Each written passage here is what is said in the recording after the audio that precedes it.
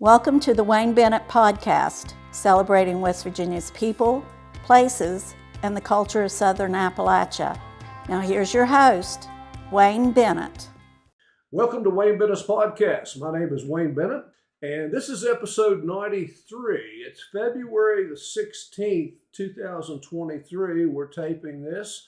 Today, our guest is a former teacher, a principal, assistant superintendent of schools, philanthropist, and a nice guy, Mr. Racine Thompson. Welcome to our program.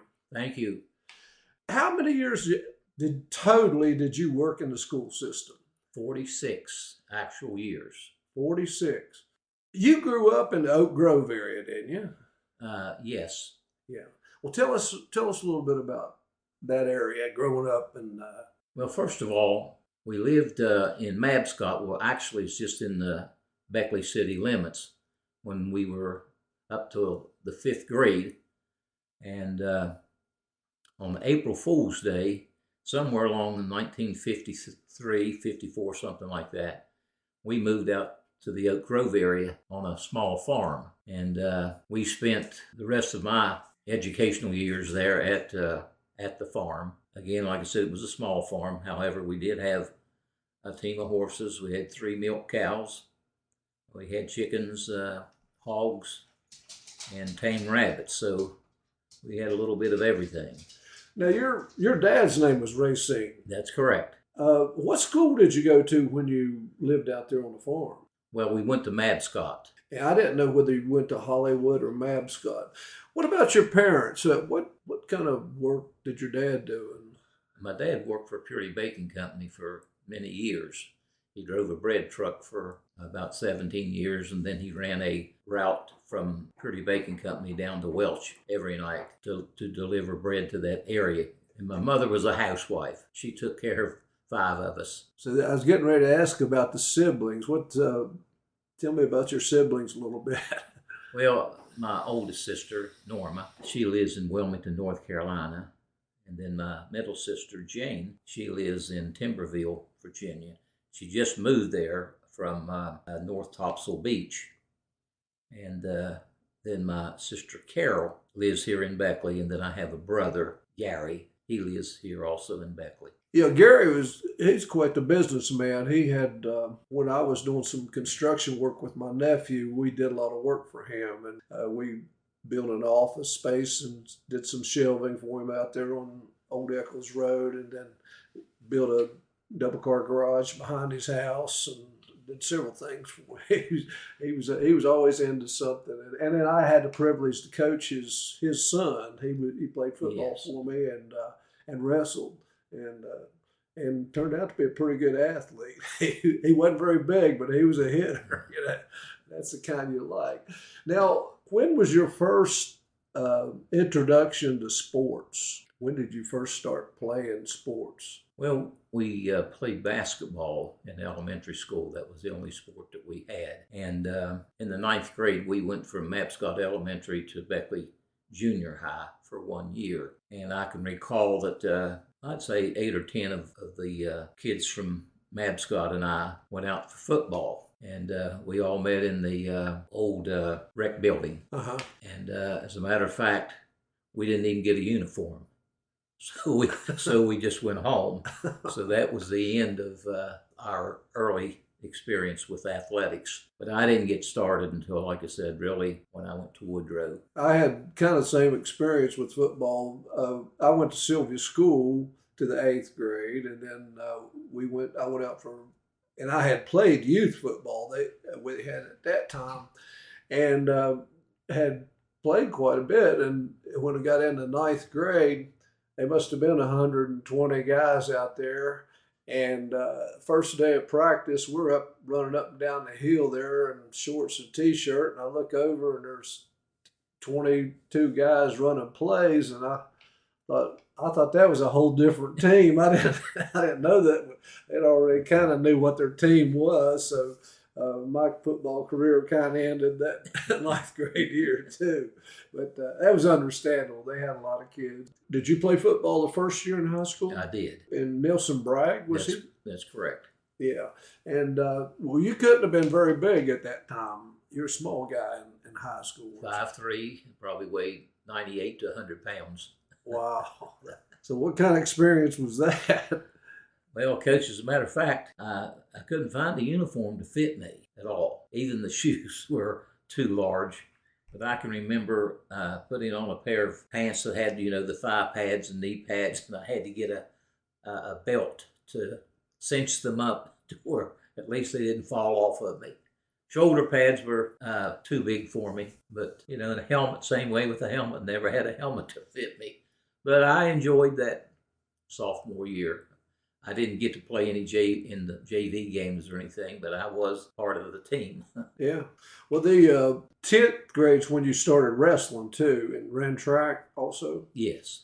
And Coach Peelish was the wrestling coach and track coach, I guess, and assistant football coach. Back then, they all worked at least 3 sports. Tell me a little bit about Coach Bragg. I didn't know him, and I just don't know what kind of person he was. Well, I liked him.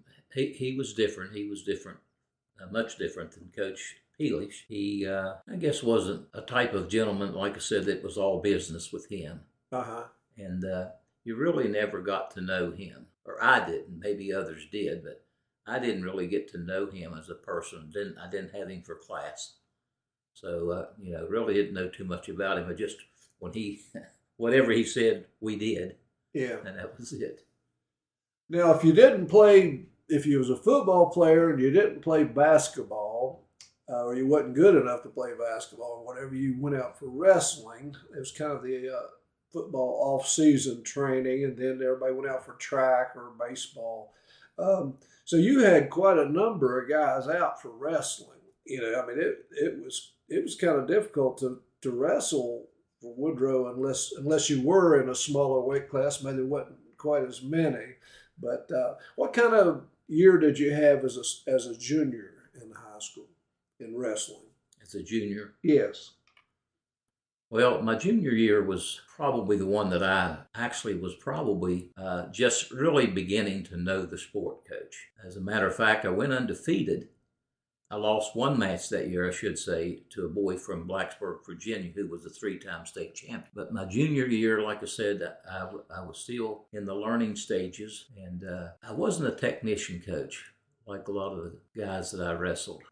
Probably my strengths were speed, quickness, and really a determination to win.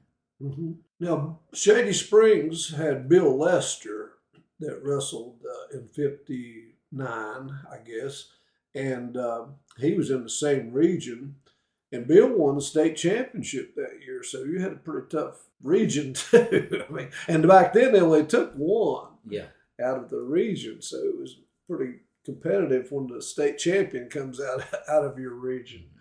And Bill is in the Raleigh County Wrestling Hall of Fame with his son, Jeff, who was later, Jeff was a state champion. And did you ever wrestle Bill that junior year? My junior year, yeah. He was a senior. Yeah. No, I'm sorry, Coach. My sophomore year, I wrestled Bill Lester. That was my second match. And we wrestled before the student body at Shady High, at the old Shady Spring High School. And like I said, knew very little wrestling, but I made it to the second period and he pinned me. And of course that kind of stuck in my craw. And I thought, well, I've got another year. Well, what happened my junior year, of course, Bill was a senior. And the best I remember, I think he had gotten injured. But there was a boy by the name of Jack Plumley from Hinton, who as a sophomore was a state runner-up. Yep. And that year, Jack and I wrestled 3 times. And I had beaten him twice, and we tied, I think, the first match. But then I'd beaten him twice later in the season, and of course was really looking forward to wrestling Bill Lester. And in the regional semifinals, we wrestled one another, and I was thinking toward the finals to wrestle Bill Lester, and Jack Plumley beat me 4-2. And that was the thing that probably really crushed me, because I was looking forward to wrestling Bill Lester. Well, anyhow, Bill beat Jack Plumley 4-2. And of course, Bill went on to win the state championship that year. Yeah. Now, you were running track too. What did you run in track? Coach ran the mile. There was three of us. Richard Witt, Pope Witt was what he went by. Johnny Quintier and I were the three that ran in the meets. And of all people, of course, he was a sophomore. My senior year was Bain Surratt, and Bain ran the mile. Really? Yes, he did. Yeah. Oh, but anyhow, we all three of us, of course, in the meets and so forth around here, we'd end up placing. Pope would be first, Johnny would end up placing third, and usually I placed fifth, a couple times fourth. But like I said, with the three of us, we scored several points for the team our junior year. Now they had some of the meets, Stonewall Jackson relays, and I don't know whether they had the Beckley JCs meet back then or not. They had that a little bit later, but the Coalfield Conference was a big meet too at that time, besides the regional. Now, when you got to be a senior, how'd you get the name Butch? That was a nickname my aunt gave me when I was probably 6 months old. They didn't name me until later. Really? And she's the one that gave me the nickname, and then they later named me after my dad. 6 months old? Yeah. I'm a darn.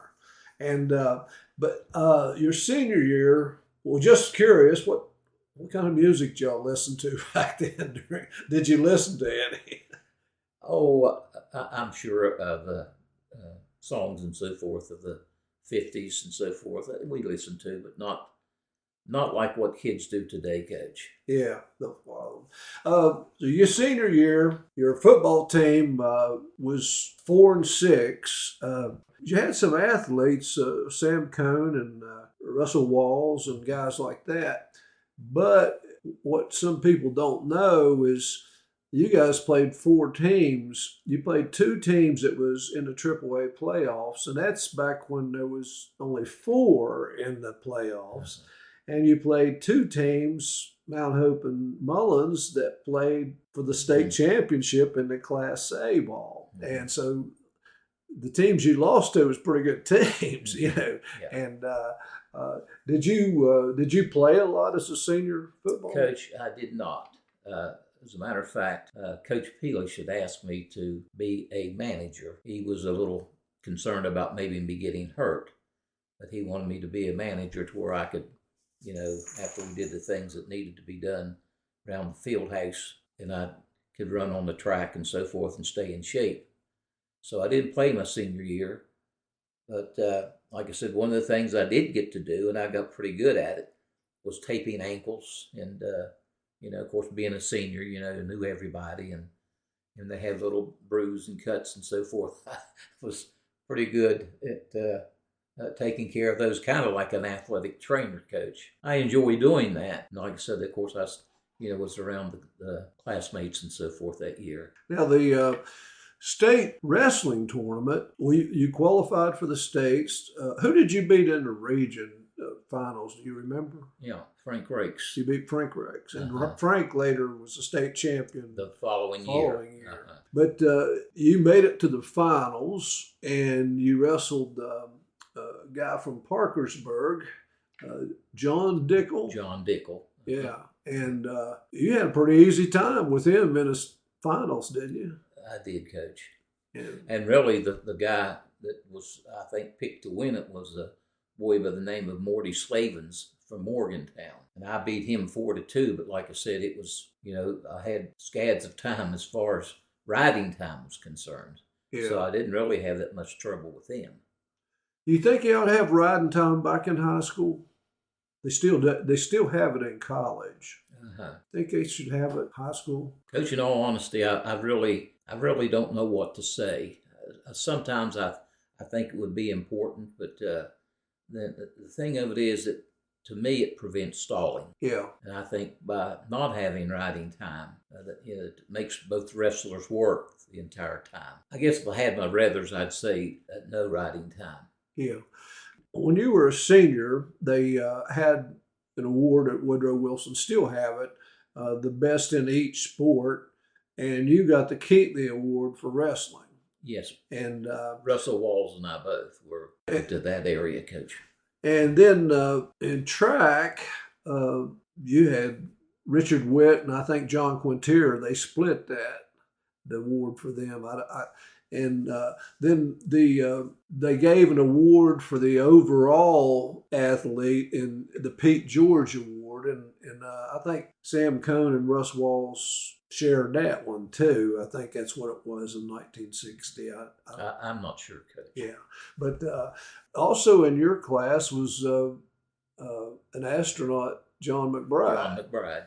He ran track too, didn't he? Yes. Did you ever have classes with him? Coach, not that I can recall.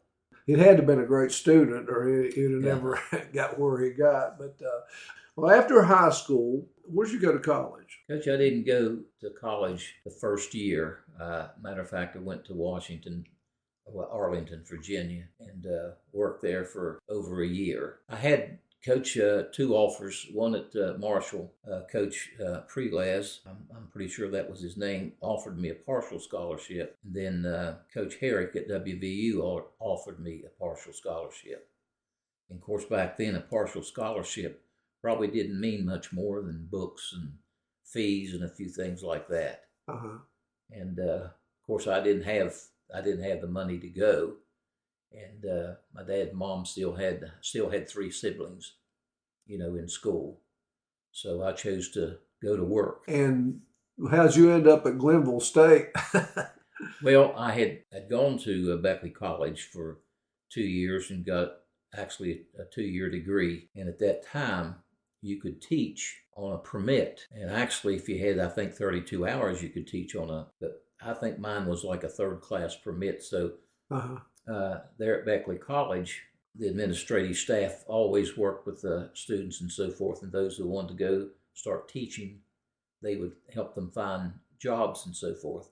So I actually got a job in Jackson County, and when I went up there to sign the contract, I talked to the lady there in the personnel office and asked her about other surrounding counties if they needed teachers, and of course, naturally, they did. So I went to Roane County, and that's where I really began my teaching career, and then went to school at night and so forth. And then after I taught 2 years, I worked for a insurance company the 3rd year, and then the next year I went to school over at Glenville because I lived in that area. Yeah, okay. I was wondering how you ended up that area. Now, when you got a degree in teaching, what was your first job teaching down in this area?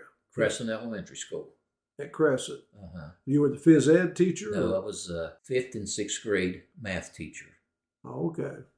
We were departmentalized there. And I taught, Coach, I'm trying to think, I think it was 4 years I taught the math. And then I think my 5th year, Mr. Baker hired me solely to teach PE, and I taught that year just the boys. And I don't know why, but anyhow, the next year he said, we're not going to do that. We're going to have the boys and girls together. And I think that year, if I'm not mistaken, a girl by the name of Susan Davis, I think she is deceased, but she and I both were hired that 2nd year to teach solely PE in elementary school. Now, you later became a principal at Crescent, didn't you? No. No, you never was a principal? No. Just taught there. My first year as a principal was down at South Fayette, which was that special education high school, 7 through 12. That was my first administrative job.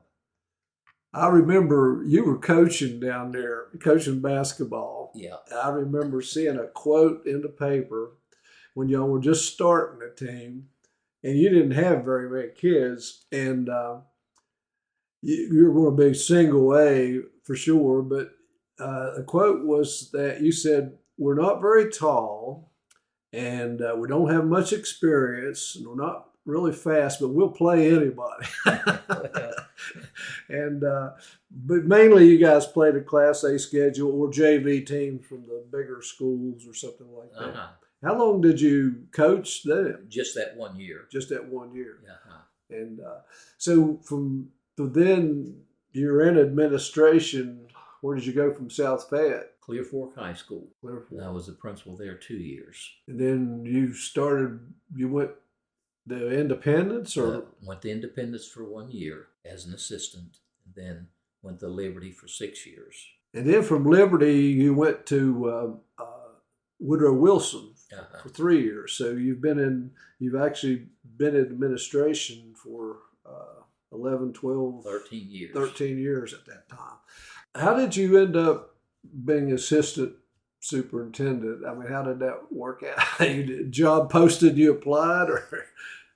Basically, Coach, yes. I'd always wanted to be an assistant, at least an assistant superintendent. My aspirations was to be a superintendent someday. But after working as an assistant, I realized I didn't want to go any more than that. Now, I know during the time as in any kind of administration job, or especially as a superintendent, assistant superintendent, you run into all kinds of different situations, things that you really can't talk about too much. But somewhere along the line, you got married. You know, we got to go back here. You got married and had a family too. Yes. Where were you at when that? Well, I was teaching school there in Roane County, and married a girl from the area where I taught. As a matter of fact, I had her 2 younger sisters in school. Oh, and you have 3 children? 3 girls. 3 girls, Mm-hmm. and that's quite a learning experience itself. Yes, it is, Coach. I've never had any girls as children, but we've got 3 granddaughters, and that's quite enough for me. But let's go back just a second. When you were wrestling in the senior year and you won a state championship, I wanted to point out to people that there were only 10 weight classes back then, and our area had 5 state champions and 1 runner-up. And 1 runner-up out of 10 weight classes. That's amazing. I mean, that's really good. And actually, I think 5 of those 6 were from Raleigh County. You know, I think it was 1 from Hinton that had placed locally. That's an amazing thing. What's the hardest thing about administrative job that what's the hardest part of being an administrator? Is either as a principal or superintendent, or do you think, in your experience? Probably, Coach, dealing with with personnel laws, I think was probably the most difficult for me. There early in my career, you had the autonomy to hire whoever you wanted to. But when the personnel laws came into effect, it kind of really put a cramp in your style, so to speak. And some of the policies and so forth were at times difficult to administer. Yeah, that would be. Now, later in your position, you came mainly as an emphasis on building and maintenance and building new facilities. And what was that like? Made some tough decisions. Coach, it was very rewarding. It actually really fit me. Now, at first, like I said, there was a lot of things I did not know, but working with some real good contractors and good architects and so forth, I learned a lot from them. And actually, by the time I retired, I know I'm bragging on myself, but Coach, I got pretty good at it. You know, I knew some of the things, you know, in the mistakes that we had made earlier in the building program in the county. A lot of things that we should have done that we didn't do, and we made a lot of corrections and so forth. And but it was very rewarding for me. I would like to have worked another 10 years, but like I said, I knew, you know, my time was up, and other people could jump in and do a better job than what I was doing. Let's take one position of something I'm familiar with. You had the old building, the old Woodrow Wilson High School, which became Park, and the first classes they had there was 1925. And of course, they've had problems now with the newer part of the building, the gym and those kind of things, and they've had a lot of renovations, and some people attitude was, why are they putting money into that old building, you know, and why are they putting that much money into it? But to give you one, when I was up there several years ago, when they had the big snowstorm that damaged Kroger's and some of the newer high schools around. I opened up the school and went through the school with several engineers that walked around and looking for damage. And their conclusion at the end was, this building ain't going nowhere. the main part of the building, the part that they started, and it's almost 100 years old. And they said this thing is more solid than any building in the whole area. And that's a one plus the reason people they're putting money in. Plus, I'm sure there's some historical factor there. But the county, Raleigh County, is very good about updating buildings and trying to make it presentable for the students. If you hadn't got into education, what do you think you would have liked to done as a career? Well, Coach, I wanted, for some reason, and I don't know why or what, but I wanted to be a fighter pilot. Really? And when I graduated from high school, and like I said, went to work that 1 year, and then decided to enlist in the Air Force, and I went through some of the basic things. And of course, like I said, my purpose was to be a fighter pilot. And why, I don't know now. But some of the things, the requirement was, one of them was the seating height in the cockpit. It wasn't overall height, it was the seating height. Of course, now with hydraulics and so forth. But the best I remember, I couldn't qualify. I was too short in the cockpit. So that bothered me deeply. And like I said, I just decided that, hey, I'm not going to be a foot soldier, I can tell you that. So I thought, well, I need to get in school. So that's why that I started going to Beckley College. Now, you spend your leisure times now, you're pretty active. You lift a little bit, lifts weights, and you play golf. And anything else keeps you busy? Oh, I like to hunt, Coach. That's a big thing of mine. We have there's 8 of us now. We have a hunting camp in Roane and Wirt counties.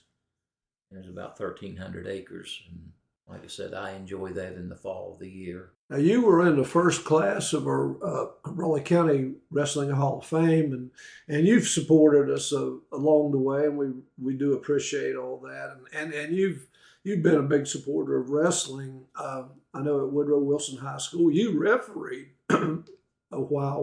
When did you referee? I remember seeing you referee, but Coach, back in probably the early 70s, I officiated here in the area, and also officiated for some colleges. Concord was one of them.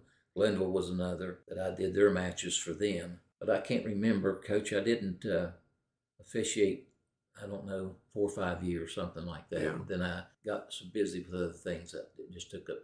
Like being an administrator, I didn't have time to officiate, Coach. What's on your bucket list? What haven't you done? What's something you would like to do that you haven't done? Coach, I don't think I have anything on my bucket list other than to continue to support my grandchildren and my great-grandchildren. Well, I appreciate you stopping by and talking to us, and I think we've always consider you a friend, and we'll keep you in mind and hope to keep seeing you out there working out and staying active, and get you back on here sometime if you want to come back. Okay, thanks, Coach.